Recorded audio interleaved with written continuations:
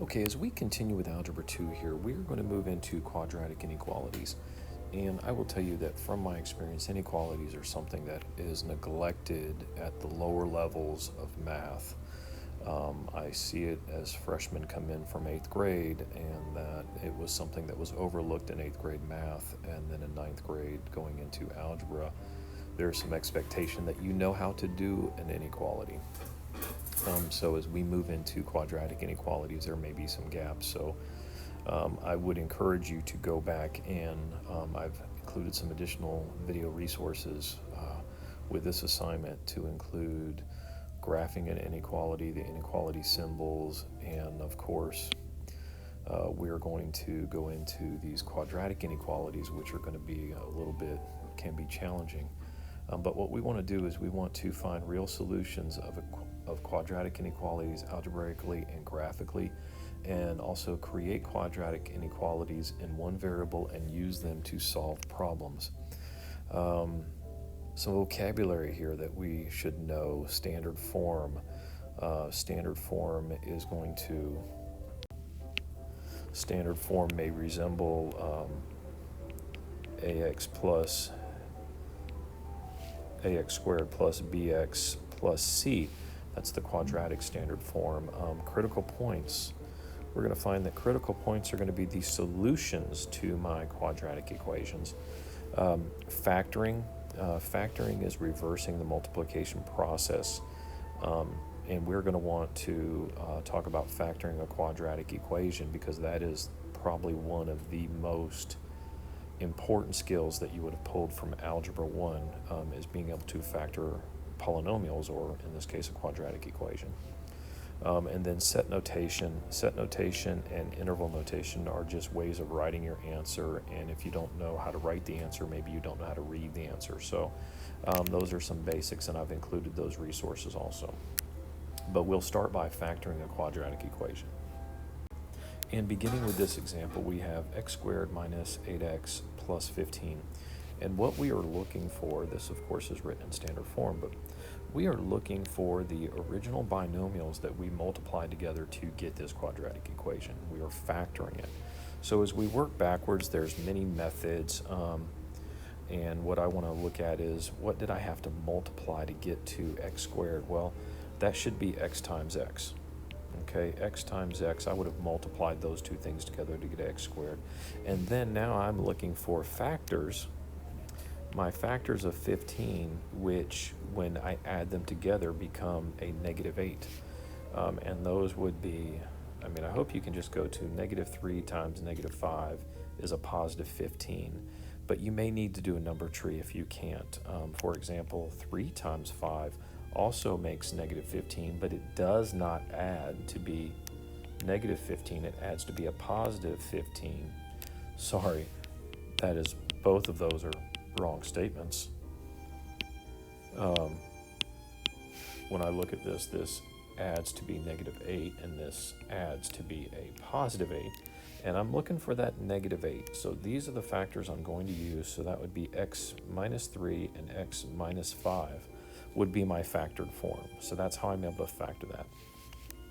Another way to factor might be to graphically. I've seen it done this way too.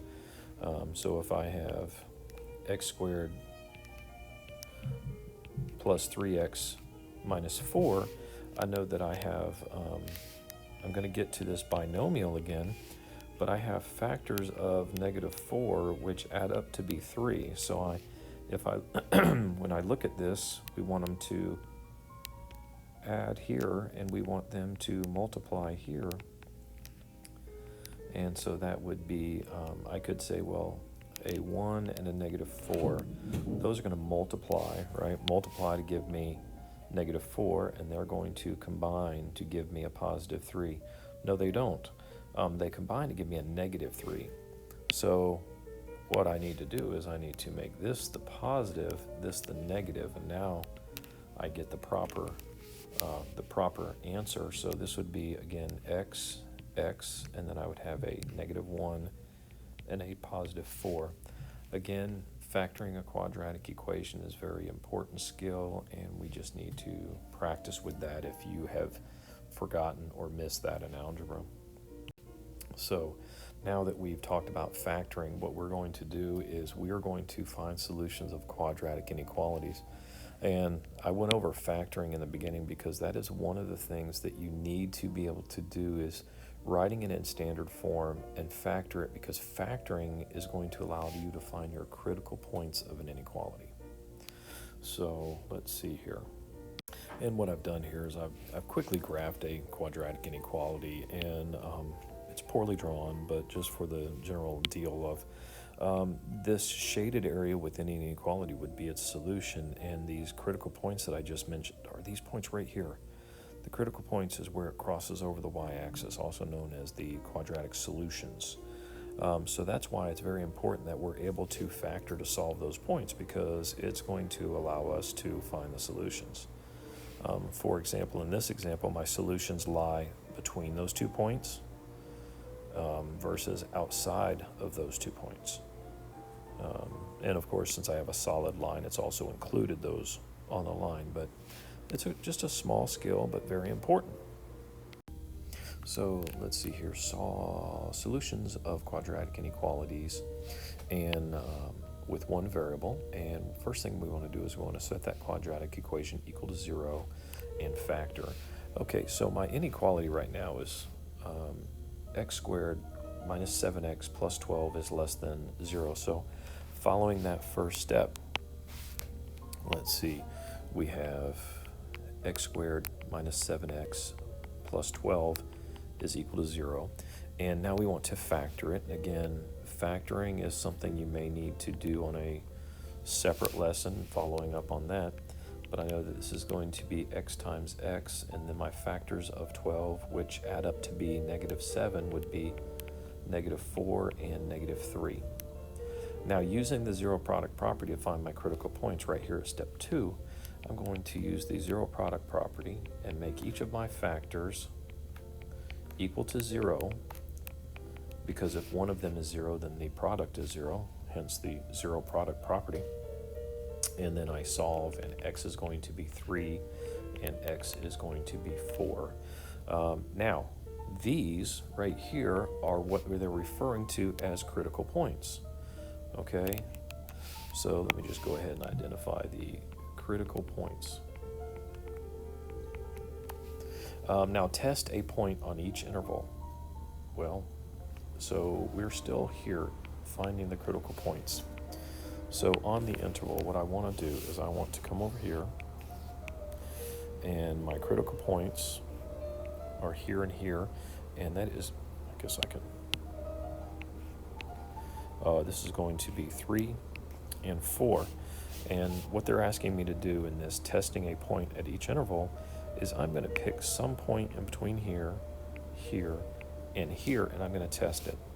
So what I'm going to do is I'm going to test 2, I'm going to test 5, and then I guess I'm going to test 3.5, and I'm going to see which ones are going to be less than 0. And in doing so, in order to test, of course, we just substitute it in. So this problem right here, I would have, if x is 2, that would be 2 minus 3, and 2 minus 4, which is going to give me -1 times -2, which is going to be 2. And that is going to be a positive here, right, because 2 is positive. And if I test 3, or well, we know what 3 is. If I test 3.5, so that would give me 3.5 minus 3 times 3.5 minus 4, which is going to give me a positive 0.5 and a negative 0.5, which is going to give me a negative 2.5. So that's going to be negative. And then we'll test 5. So it would be 5 minus 3. And again, each time I was testing it, I'm substituting in these values which lie between or outside of my critical points. And then 5 minus 4 is going to be 2.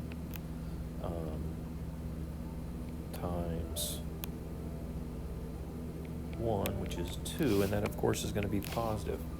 So we've tested our critical points in each interval, and now what we want to do is we want to write, let's see here. First of all, my critical points, writing a solution. Remember, I was looking for a solution that was less than 0. And I know that this point right here and this point right here are greater than 0, so those would not be a solution. So in graphing on a line, and not graphing on a line quite yet, but I know that my solutions are going to fall somewhere between 3 and 4, and of course they don't include it, again, because right here I have less than, not less than or equal to. So my solutions should fall, x is going to be greater than 3, but it is going to be less than 4. Or less than 4. So there is my overlapping solutions, or my solution. So if I were to write that in set notation, it would be x such that x is greater than 3 or x is less than 4, or if I wanted to put it in interval notation, my solutions fall between 3 and 4, using parentheses to show that 3 and 4 are not included because they are open circles. And then graphically, right here, I have the solutions between 3 and 4 filled in or shaded in on my number line. So there are some ways to identify my solutions. Okay, so trying to put some of this stuff into words and creating a word inequality. The height of a triangle is 4 inches greater than twice its base, and the area of the triangle is no more than 168 inches squared. Write an inequality to find the lengths x of the base of the triangle. So some of the things that we need to know, let's see here, area. Area of a triangle is going to be 1/2 base times height. And I know the area is no more than 168 inches squared. So no more means that it could be equal to, but it must be less than, equal to or less than 168 inches squared. Okay, so, and let's do some substitution here. That I have the area we said is 1/2 base times height is less than or equal to 168 inches squared. And let's see here, what do we know? We know that the height, right? The height of the triangle is 4 greater than twice its base. All right. So here's my height, here's my base, and I know that height is equal to 4 more than twice the base. We don't know what the base is yet, so let's call that x. So that would be height equals 2x plus 4. Now, so let's see here, we'll do some more substitution. I have 1/2 my height times my base, and that is going to be 1/2. My height was 2x plus 4, and my base is x, and it is going to be less than or equal to 168. Let's see, what else can we do here? We can go ahead and distribute the 1/2, and then that would become the height, or this is going to be x plus 2 times x is going to be less than or equal to 168. And that would be an inequality right here that represents that we could use to find our unknown variable of height. So there we go. We created an inequality based on some of the words in this problem. If I were to continue with some of the steps that it has directed us to do in the past, we know that if we want to go ahead and find a solution to this inequality, the first thing we need to do is we need to write it into standard form. So in doing so, I would subtract 168 from both sides. Before I do that, why don't I go ahead and do the distributive property here, and this becomes x squared plus 2x is less than or equal to 168. Now when I do my inverse operations, I have x squared plus 2x minus 168 is less than or equal to 0. And when I write it into standard form making it equal to 0, will allow me to find my critical points. Again, my critical points we're going to be factoring using the zero product property, or later on we'll use the zero product property to find the critical points, but we need to factor now. So what factors of negative 168, when I multiply them together, will give me a 2, or when I add them together I will get a 2, but I multiply to get 168. Okay, so if I multiply 12 times 14, I get 168. But in order to get a positive 12, one of those would need to be negative, and one of them needs to be positive. So I'm going to have a negative 12 and a positive 14. So that would be x minus 12 equals 0, x plus 14 equals 0, and then x is going to be negative 14, or x is going to be 12. Those would be my critical points. So when I graph my critical points, we're going to go with negative 14 and a positive 12. And I'm going to go ahead and do some tests here. Remember, we want to test some solutions, so I'm going to test 0, I'm going to test maybe negative 20, and I'm going to test a positive 20. So in doing that, back here, I'm going to have a negative 20 minus 12 times negative 20 plus 14 is going to be equal to, get some of this junk right here out of the way. That is going to be equal to negative 32 times negative 6, which is going to give me a negative number.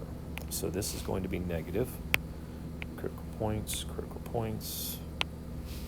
When I have 0, that'd be,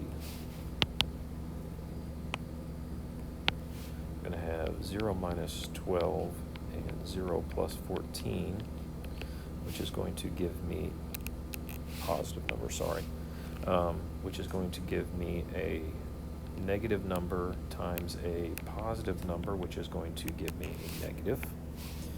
And then when I have a positive 20 minus 12, and I have a positive 20 plus 14, that is going to give me a positive number times a positive number, which will give me a positive number.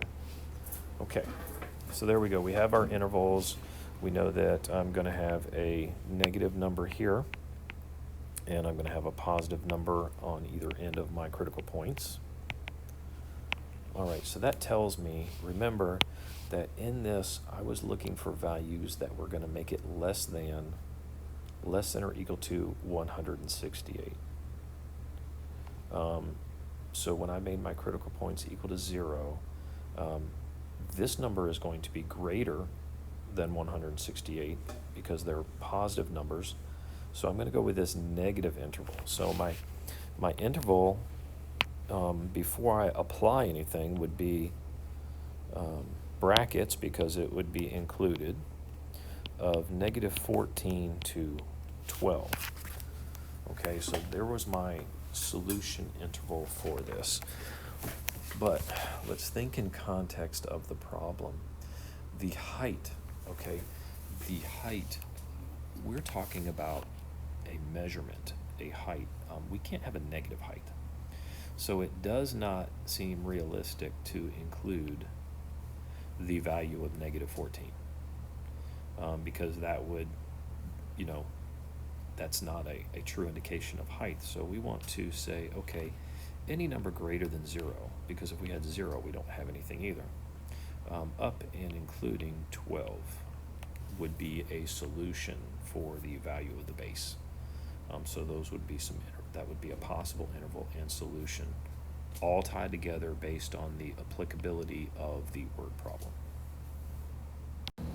Okay, to solve using solve quadratic equations in two variables, and what I did was I pulled our example from previous, where we solved x squared minus 7x plus 12 is less than 0. And what we want to do in order to solve this two variables, we want to go ahead and graph this equation right here, the corresponding equation. And we're going to graph that on our coordinate plane. Okay, if I were to graph that equation, it's going to look very similar to that. And now in graphing this, what we want to do is we want to look back at our inequality and determine should it be a solid or a dashed line. And when graphing, if you look at my answer, it is less than.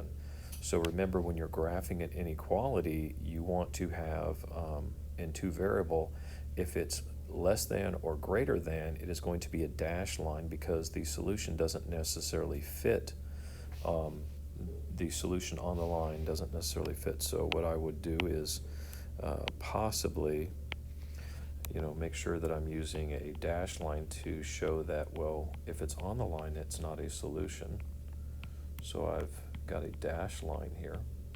And I could do that prior to graphing it too, to make sure I know that it's a solid or a dashed line. And then I want to say, okay, well, where do my solutions lie? So I had to clean up my graph a little bit, be a little bit more exact. But so I've gone ahead and I have my dashed line showing that it is less than, and I have my points, which you may be able to see here is 2, 2. When I plugged in a 2, I got a 2 out. When I plugged in a 5, I got a 2 out. And then right here, my critical points of 3 and 4 are my zeros. And now I need to determine which way to shade. And one thing I can do here is recall my solutions. Remember my solutions, x was greater than 3, but less than 4, such all values of x. And those are my solutions, or it fell somewhere between 3 and 4, and 3 and 4 were not included. Well, that area is right here, in between 3 and 4. All right, so everything inside the parabola is going to be a solution, but the values that fall on the actual line will not be a solution. That's why it is indicated as a dash solution. Those values exactly on the parabola are not included. So anything inside the parabola would be included, and knowing and remembering that these lines mean that the parabola goes on and on forever and ever. So do my solutions inside the parabola go on and on forever and ever. So that would be graphing and identifying those solutions of a two-variable quadratic inequality.